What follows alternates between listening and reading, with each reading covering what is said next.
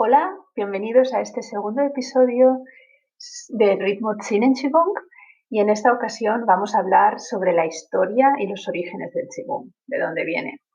El Qigong es algo que se desarrolló en todo el mundo, pero no en todo el mundo se le llamó Qigong. Según las tradiciones se le denominó de diferente manera. Por ejemplo, uno de los nombres que también se le dio es chamanismo. El mundo antiguo del chamanismo chino es la fuente de todas las tradiciones clásicas chinas. Y aunque desconocido por muchos, en la China de la remota antigüedad, los chamanes eran respetados y vistos como sabios. Hay un concepto que es el de filosofía perenne. ¿Qué es la filosofía perenne?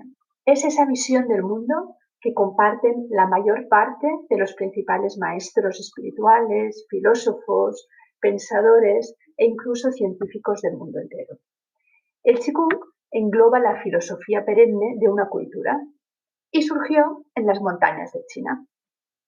En el pasado, los asentamientos de personas se daban en las orillas del río Amarillo y cada estación cambiaban a un nuevo lugar y alrededor de ese río había 5 montañas.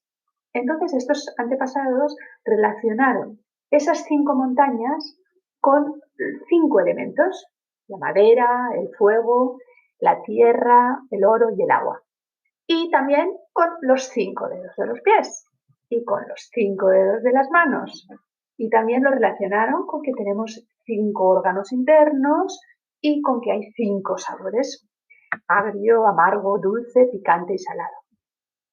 Pues bien, eran estos jóvenes, hombres y mujeres muy curiosos y muy perspicaces, muy observadores, que se dieron cuenta de que ciertas cosas resultaban curiosas.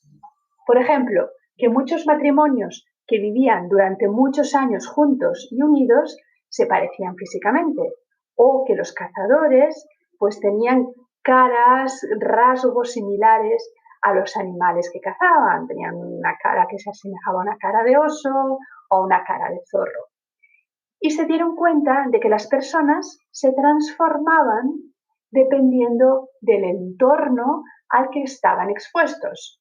Y ellos pensaron que debía haber una explicación, pero normalmente la sociedad les decía que no se cuestionaran estas cosas y bueno, que se dejaran de tonterías y que se pusieran a trabajar.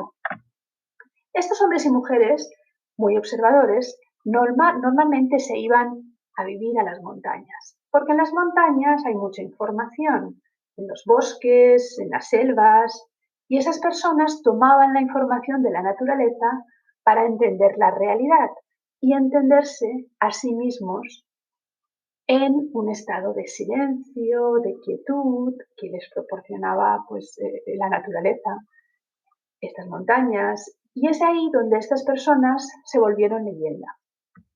Vivían en los bosques y la gente los buscaba para pedirles ayuda o para aprender de ellos. Y estos eran los grandes maestros del Qigong antiguo, que fueron entendiendo la realidad y a veces recibían pues en toda su vida a un solo alumno. Y era una relación como de padre-hijo, que está como muy metida en la tradición del Qigong, en la que tu maestro es como tu padre. Aunque el maestro Pang, el creador del Tsinen Qigong, rompe con esta tradición y lo abre a una cantidad de gente más grande. Pero así es como surge el Qigong tradicional. Y estos maestros cada vez fueron recibiendo más alumnos y más alumnos, hasta que al final fueron convirtiéndose en grupos de estudio de difícil acceso y después empezaron a diferenciarse diferentes sistemas de Qigong según los diferentes templos en los que surgieron. Algunos siguieron las enseñanzas de Confucio, algunos de Lao Tse, algunos de Buda, y surgieron diferentes sistemas de Qigong. Y así fue transcurriendo el Qigong de generación en generación. Y ya hemos dicho que no era fácil acceder a estos grupos. Había 3 tipos de personas que tenían acceso al Qigong, porque el Qigong no era algo para todos, era algo secreto, privado, algo incluso prohibido en muchos casos. Entonces, ¿tenías acceso? Sí, te robaban. Sí, era muy normal, sobre todo en Pekín, que es donde ha habido más personas de nivel, y estos maestros detectaban a los niños que tenían una conciencia muy pura. Y sigue pasando hoy en día en Pekín que personas de alto nivel se acercan a alguien que considera que es una persona que vale la pena y le proponen ser su maestro. Antiguamente los maestros robaban, se llevaban a los niños a los templos y les decían a sus padres, este niño es muy talentoso y debe estar en el templo.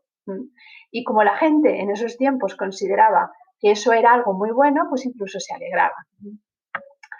El otro caso en el que podías acceder era si eras el emperador, pues podías llevar a tu hijo para que lo preparara. Porque el emperador era el que financiaba el templo. Entonces, pues su hijo pues podía entrar, tenía acceso a esa información. Y el tercer caso es que fueras un joven muy curioso y que dijeras, yo quiero conocer los secretos del universo. Quiero aprender y ya me enteré que en la montaña sagrada de Taichan o en cualquier otra montaña, pues hay un gran maestro del que se habla, que abrió su Yuan-Chi, y yo voy a ir allí. Y de eso hay miles de historias muy bonitas, muy hermosas. Y entonces esta persona dejaba a su familia, si estaba casado a su esposa, a sus hijos, a sus padres, y se dedicaba a su proceso e iba en busca del maestro. Cruzaba toda China, tenía muchas penurias y entonces llegaba, tocaba la puerta del templo y el maestro decía no, le rechazaba. Y el alumno tenía que hacer muchos méritos, vivía cerca, se quedaba allí en la puerta por horas hasta que lo dejaban entrar. Y primero era como el esclavo, ¿no? Y tenía que hacer muchos trabajos y de maneras muy duras iba aprendiendo poco a poco la tenacidad, la congruencia, la humildad, la empatía, pero no le hacía muchísimo caso, no le dirigían casi la palabra, era solo trabajo y trabajo. Y después de muchos años de trabajo podía empezar a aprender técnicas y solamente cuando era un anciano muy erudito pues podía empezar a aprender los textos. Y solamente los más ancianos, los más venerables y los más virtuosos podían heredar un linaje de Qigong. Y así fue pasando el Qigong de un monje a otro. Y estos son los interesantes orígenes del Qigong. Espero que os haya resultado interesante. A mí me parece una información muy curiosa y muy interesante. Y si bien estos son los orígenes del Qigong, el Qin Qigong es una ciencia moderna basada, entre otras cosas, en el Qigong tradicional, pero hay diferencias entre estos orígenes y los del Qin Qigong. Y eso lo veremos la próxima semana. La próxima semana os cuento las diferencias. Y nada más. Espero que os haya gustado y nos vemos la próxima semana con un nuevo episodio. Adiós.